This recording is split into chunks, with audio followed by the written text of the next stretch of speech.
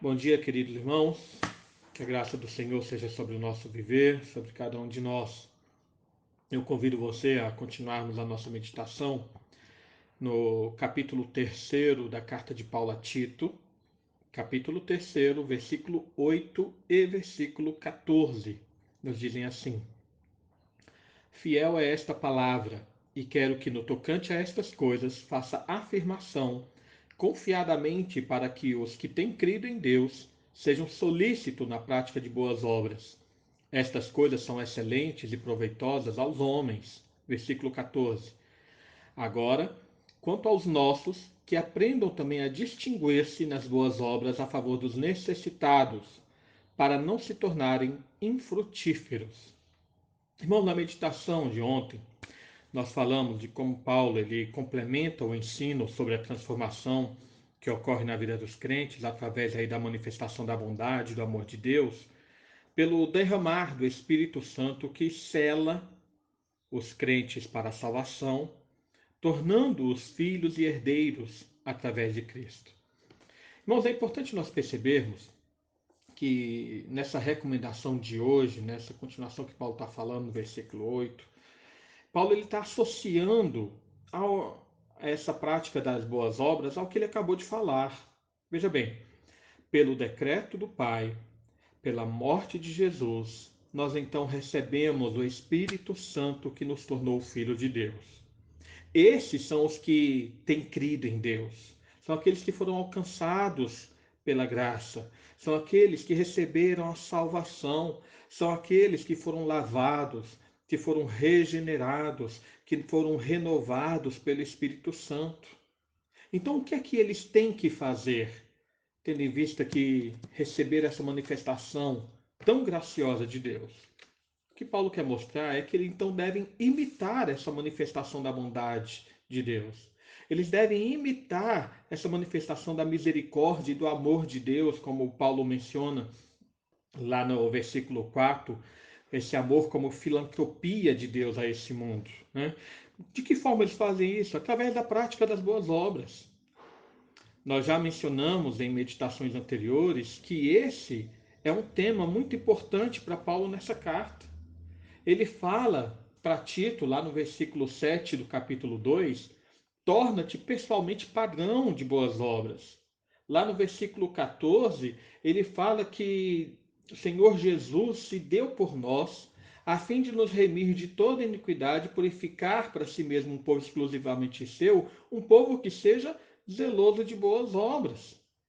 Nós devemos lembrar que aqui no início do capítulo 3, quando Paulo fala sobre a submissão dos crentes às autoridades, ele fala que a gente deve ser obediente e estar pronto para toda boa obra.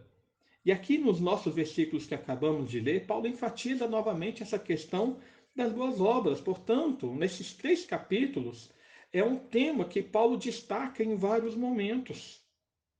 Se você observar também a carta de Paulo aos Coríntios, a sua primeira carta, no capítulo 10, versículo 31, é aquele tema qual devemos ter para a nossa vida, no qual Paulo diz que quer comais, quer bebais, quer façais outra coisa qualquer, fazei tudo para a glória de Deus. E a seguir ele fala sobre o nosso compromisso com o comportamento nesse mundo. Ele então fala no início do capítulo 11, concluindo essa mensagem sobre fazer tudo para a glória de Deus, o seguinte: sede meus imitadores, como também eu sou de Cristo Jesus.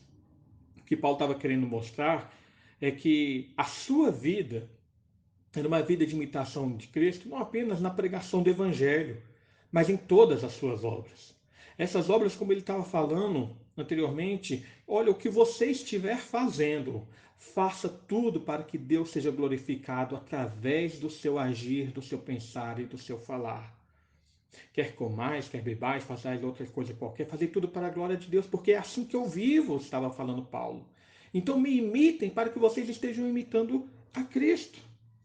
Então, irmãos, nós devemos entender que o que Paulo está falando aqui é que as nossas boas obras confirmam a nossa salvação. Ele diz aqui para que os que têm crido em Deus sejam solícitos na prática de boas obras. Nós sabemos muito bem, e como já enfatizamos em outros momentos, que essas boas obras não nos levam à salvação. A realização dessas boas obras não nos capacitam para sermos salvos ou não acrescentam méritos para a nossa salvação, porque a nossa salvação se dá pelo mérito de Cristo e dele unicamente. Mas aqueles que são salvos necessariamente têm que realizar boas obras. Daí podemos lembrar de Efésios capítulo 2, versículo 8, 9, que nos dizem: pela graça sois salvos mediante a fé, e isto não vem de vós, é dom de Deus,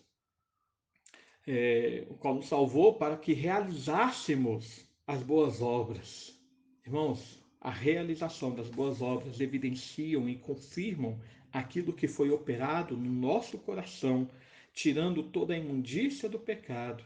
Nós que vivíamos desgarrados, desobedientes, agora vivemos agregados ao povo de Deus, agregados à família de Deus. Temos agora, por assim dizer, o sangue de Cristo sobre a nossa vida, o DNA de Deus, e portanto devemos imitar a Cristo em todo o nosso viver.